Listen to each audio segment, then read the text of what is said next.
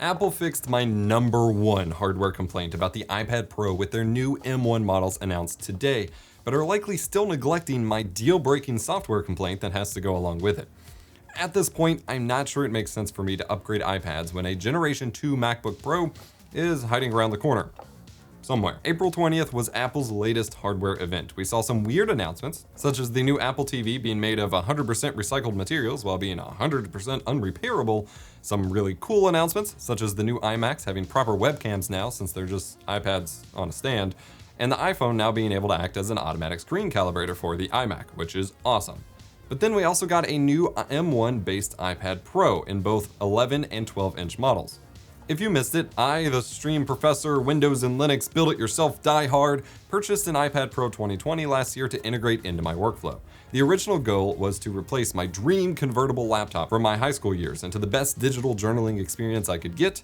You can view that video linked below, but also with hopes of using its blazing fast video decode and encode capabilities to improve my on-the-go video and social workflows too. Except 2020 was the year of not being on the go. Since then, I've had a constant battle with my iPad Pro, leaving it unused for a few months of the year until I could sit down and completely overhaul my workflow to utilize with Notion and Readwise, thanks to some tips from Thomas Frank, and now it's back in action. But in reality, the very thing I'm battling against is not inherently my workflow, but rather Apple's refusal to commit to one. Apple keeps pushing the iPad with this hilarious marketing of, "What's a computer?" And yet they continue to be forced to conform the iPad back to traditional computer needs, because who would have guessed it, people need those things. First came iPad OS as its own separate thing, and then mouse support, and trackpads on the Magic Keyboards, and so on. The huge appeal of the iPad for me was being an outright laptop replacement, as Apple kind of seems to want it to be, by being a convertible tablet and a laptop. But due to some weird decisions and quirks, I'm forced to choose between one or the other at any given point in time, with an obnoxious transition process to make that work. It's just, In tablet mode, the iPad Pro has been phenomenal. Great accurate handwriting with the Apple Pencil. The pencil sticks to the side and charges through the magnet connection. Pretty neat. Handwriting is accurate, and while I have to deal with a slow and incomplete shift from trying to use OneNote as my combination handwriting and typing organization system to Notability specifically for handwritten notes during meetings or when reading books, the experience for that is exactly what I wanted. I've upgraded my iPad with an Elecom paper-like screen protector, which helps reduce glare and makes the writing experience feel way more natural than, plastic on glass, so that's great. However, the problem I've run into is that very convertible aspect. My original iPad 2020 order was kind of a mess. I ordered what I thought Apple was suggesting was the correct keyboard for my new 11-inch model, but it turned out to be for the previous model with a smaller camera bump, and thus half the cameras were blocked and it didn't fit quite right. Returning that, I picked up the Logitech Slim Folio, which was also for the wrong model, but fit much better, though still blocking some of the cameras. I didn't have many complaints about it as a keyboard and enjoyed using my mini laptop as if I was back in the netbook days. But quickly I noticed I stopped using it for handwriting, the thing I bought it for. While the Slim Folio was designed to flip around and let you use it flat as a tablet, it really only worked when you had the iPad in landscape mode. Trying to write in portrait mode resulted in a lot of shifting around and moving around everywhere, and just not a good experience. Once again, I returned and ordered the correct Apple Magic Keyboard for my model. The typing experience, though keys aren't exactly laid out how I'd like, is okay for a tiny flat chiclet tablet keyboard. It stays charged via the iPad and includes a trackpad, which I have never used. I have the pencil, though I do wish I could stick it on the top or the bottom of the iPad to keep it on the side when used in laptop mode like this. And here's where something I said before isn't actually true. Apple doesn't want the iPad Pro to be a laptop replacement. With their "it's not a computer" marketing push, the goal is to have the iPad be its own product type entirely, which means they have one foot half placed in each camp. It's definitely a tablet, but only kinda sort of a laptop. With the Magic Keyboard, I can use my iPad as a laptop and close it up and keep it protected, but I can't use it as a tablet. No joke, if you've never seen it, to start using my iPad Pro as a tablet with Apple's official keyboard attachment, I have to yank the iPad off of the keyboard and just leave the keyboard there, while using the iPad unprotected, as fragile as it is.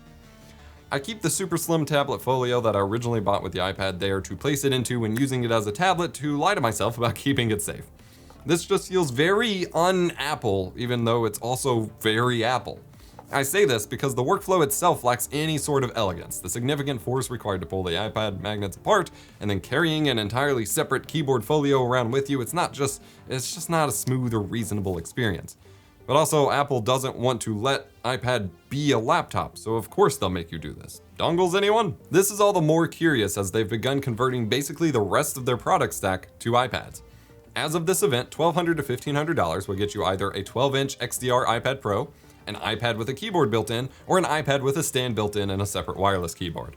MacBooks are iPads as of the M1 launch, just without a touchscreen, and now iMacs are as well. Just as then, just with more ports and no touchscreen and an actual competent operating system.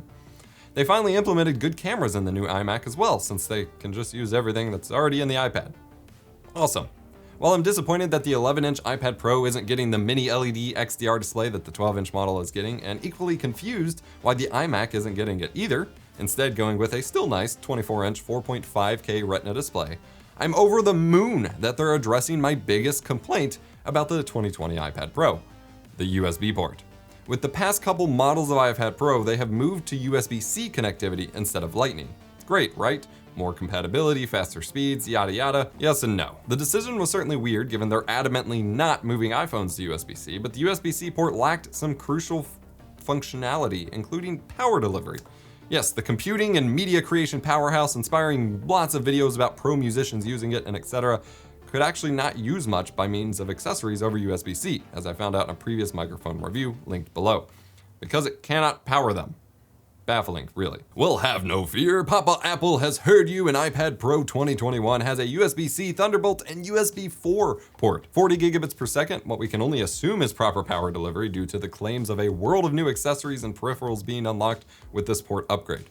This is truly awesome, and I had my finger on the buy button to upgrade until I realized that this was hardly my only problem with the port. Another problem I have is with YouTube and not being able to include everything that I want into a video that the algorithm will appreciate.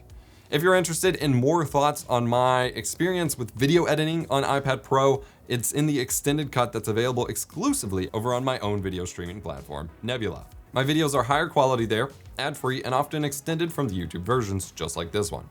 The site is called Nebula, and we've partnered with CuriosityStream. Nebula features YouTube's top education creators such as Legal Eagle, Thomas Frank, and Low Spec Gamer. CuriosityStream saw what we were doing for educational content and wanted to partner up. We've worked out a deal where if you sign up with the link down below, you not only get access to CuriosityStream and their library of thousands of educational and documentary content, but you get access to Nebula for free for the entire duration of your subscription to CuriosityStream. Even better, for those of you watching the week this is posted, CuriosityStream is running an Earth Day sale from April 19th to the 25th, getting you access to both CuriosityStream and Nebula for 41% off. That's under $12 a year. Absolutely incredible bargain. While you're there, check out Games on the Battlefield to learn about the significance of sports as a pastime on the fields of the First World War. Head to curiositystream.com/epos for the best deal in streaming and get access to both sites for under $12 per year. It's crazy. Just do it. You see, limited in capabilities or not, the USB-C port on the iPad Pro did promise to unlock new capabilities, which is why I also loaded up on dongles when I originally bought it. SD card readers, HDMI output, entire, multi-port things like that. I don't know whether to blame the dongles or the USB port, but I've had a very unreliable experience with the USB-C to HDMI dongles I've tried, both from Apple and other companies. And the ones that include a USB-C charging port on them do not charge the iPad, which is strange, but whatever. But then we get to file transfers. iPad Pro is a beast at editing videos and photos, right? So why don't I use it for editing some of my videos and social media posts? Trying that was an exercise in masochism. Between file copies ending abruptly unfinished, not being able to choose where they go really in the first place, and the complete lack of any hint of competent file management or file systems on the iPad Pro, I genuinely can't believe one of the world's largest megacorps released a product in this state and maintained it this way for years now. Yeah, there is a Files app, but you don't have proper files and folder structures on the device itself, no management of your data on the device. You have to move files between, an SD card or whatever and dedicated storage for a specific app, or manage everything through iCloud, which for giant video files just isn't a realistic choice for both time and cost concerns. The device outright crashed on me multiple times when trying to copy files to or from my local network shares. And there's no real way to manage files from Windows over the fast USB port either, mainly only allowing you access to the camera roll, which rarely works even via my iPhone as it is anyway, or syncing zipped up data through iTunes. It is maddening. What's the point in feeding the iPad this beefy high-speed port if you can't flipping use it in the software? File management honestly makes the iPad Pro completely unfit for many use cases IMO, and it still drives me nuts. So do other silly quirks like app management. There's no launcher like macOS has. There's not even an app drawer with search like my iPhone has. So if I can't remember the name of an app or just have a bunch installed, to find anything, I'm just blindly swapping through pages a dozen times until I finally grab the one that I was looking for.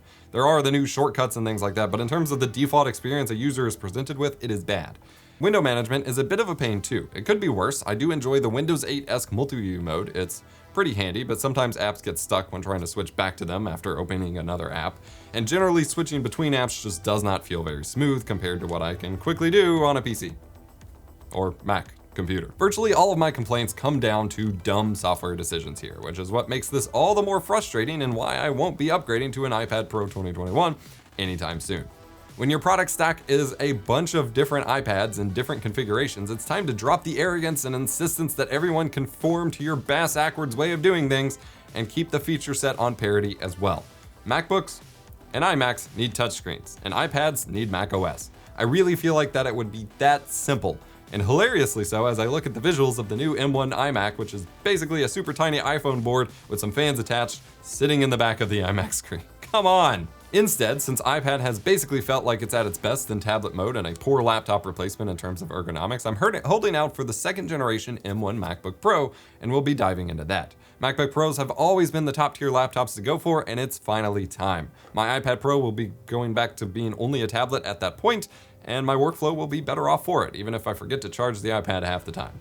I do have to say, I'm eyeing that iMac, even though I have literally no reason to buy it, and with the upgrades being something you have to do when you buy it, so a 16 gig, 2 terabyte iMac is $2,500, that's a nope for me, dog.